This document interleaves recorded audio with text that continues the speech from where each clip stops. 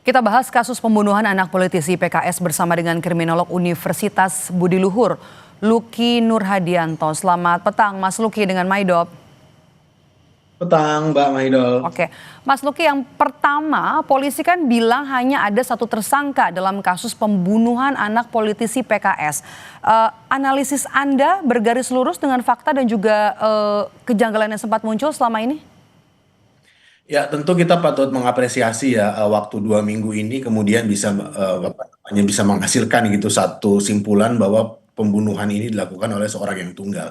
Tapi kemudian perlu juga digradasi atas dasar beberapa aspek terjadinya kejanggalan-kejanggalan yang notabene itu kemudian agak menimbulkan pertanyaan lebih lanjut. Yang pertama, apakah memang pelaku ini memiliki profiling pelaku kejahatan yang mengarah kepada terjadi pembunuhan. Jadi kalau kita tahu dengan apa namanya tindakan yang dilakukan, terus kemudian resiko yang dia dapatkan, maka tentu apa yang dia lakukan dan kemudian berjeda kurang lebih 2 minggu dia sudah melakukan tindakan lagi. Ini ada sisi impulsivitas yang harus dikaji lebih lanjut. Apakah memang dia melakukan pembunuhan itu karena keterdesakan atau memang ini karena satu dorongan tertentu untuk dia dapat melakukan pembunuhan tersebut. Yang kedua kejanggalannya adalah dalam konteks ini barang-barang yang kemudian dia sasar gitu atau kemudian niatan dia untuk melakukan pencurian itu tidak kemudian menjadi nampak. Jika memang dia ingin melakukan satu tindakan yang cukup keras gitu atau kemudian cukup berani, maka dia akan berupaya mencari sesuatu yang seharusnya bisa memberikan efek secara material kepada dirinya, dan instrumentasi terhadap aspek ini kemudian menjadi nihil saat kemudian dia didapati berada di apa namanya rumah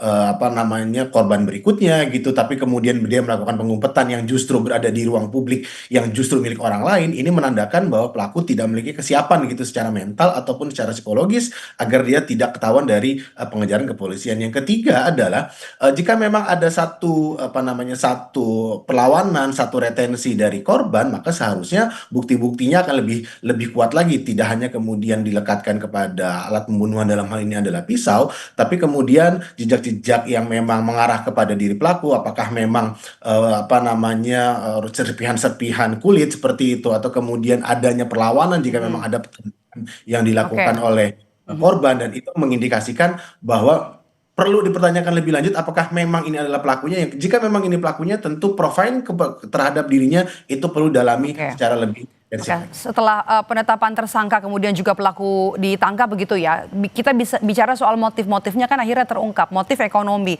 Apakah motif ekonomi ini Anda nilai relevan dengan tindakan tersangka membunuh secara sadis atau sebaliknya?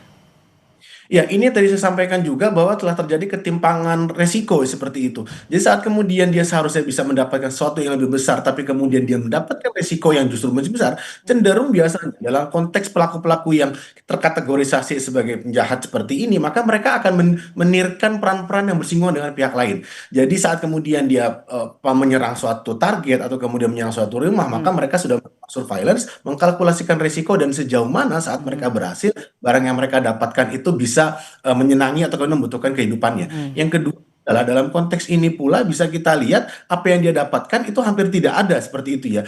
Bahkan kemudian rekam jejak profiling dirinya itu terindikasi dia adalah satu pekerja yang cukup baik gitu ya. Dan yang ketiga adalah perlu dideteksi lebih lanjut apakah memang permasalahan ekonomi yang kemudian bisa seharusnya apa namanya ada aspek lain gitu yang Mhm. dibentengi dalam ini adalah keluarga misalnya, atau retensi dari pihak-pihak lain yang bisa mengurungkan niatnya dia untuk dapat melakukan tindakan lebih jauh sampai kemudian melakukan Oke. pembunuhan.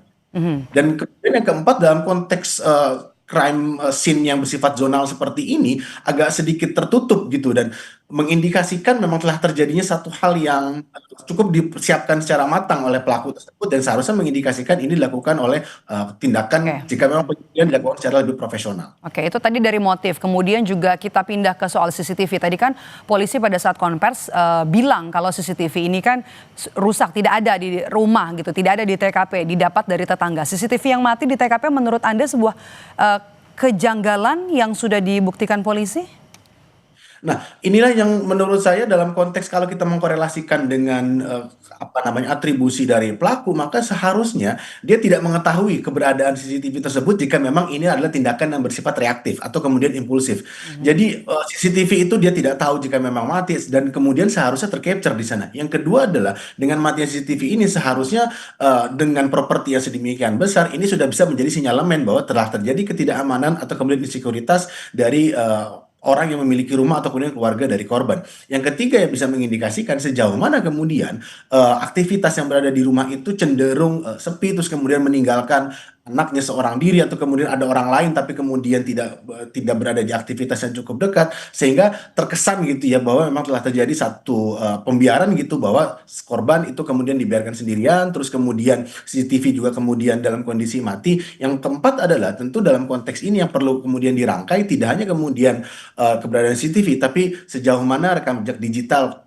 pelaku gitu yang bisa mengindikasikan bahwa dirinya melakukan tersebut. Yang kedua adalah sejauh mana pula keberadaan surveillance itu justru di satu sisi bisa kemudian menimbulkan efek pelaku untuk bisa melakukan tindakan lebih brutal lagi, atau di sisi lain dia seharusnya memang tahu tapi kemudian mengabaikan keberadaan CCTV tersebut. Yang seharusnya saat kemudian dia tahu itu memberikan rasa efek untuk kemudian mengurungkan niatnya untuk bisa melakukan pencurian, apalagi melakukan pembunuhan. Oke. Ini kan TKP kan cukup besar begitu ya. Rumah ini kalau kita lihat kan memang juga cukup besar dari luar begitu. Apakah pelaku ini sebelumnya memang sudah mapping, atau yang analisa Anda sudah tahu lokasi kan memang tujuannya adalah untuk pencurian, akhirnya kemudian ada tindakan pidana lain dalam kasus ini. Termasuk juga untuk penemuan DNA yang disebut polisi.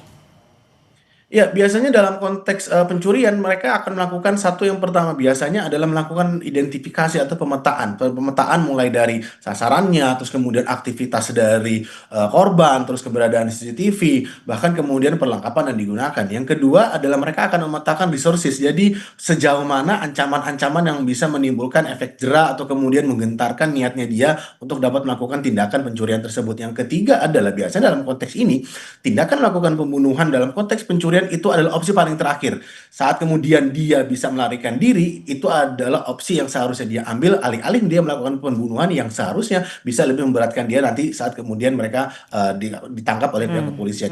Yang kemudian bisa dipahami adalah maka saat ini dilakukan oleh stranger, atau kita kenal sebagai stranger homicide, orang asing, yang seharusnya hanya 5% dari total tindakan kejahatan atau kemudian pembunuhan dilakukan oleh orang asing, ini mengindikasikan pertama apakah memang secara moral, kejiwaan, atau bahkan tekanan sosial burnout dia mengalami sesuatu, atau yang kedua dia tidak bisa mengendalikan kontrol dirinya dan kemudian dia melakukan pencurian itu kemudian ketahuan terus sampai tidak bisa mendapatkan apa-apa, bahkan 2 minggu lagi dia melakukan tindakan tersebut. Makanya harus didalami lebih lanjut sejauh mana dia bisa mengontrol dirinya dan kemudian menjadikan tindakan pencurian itu relapse lagi bahkan dalam rentang yang cukup pendek tersebut. Kurang lebih demikian, Mbak. Oke, Mas Luki, salah satu bukti yang tadi ada dalam konferensi pers dari polisi adalah pisau begitu ya, yang memang sudah diakui oleh pelaku, oleh tersangka. Apakah kemudian ini lantas mematahkan ada keterlibatan orang lain dalam kasus ini?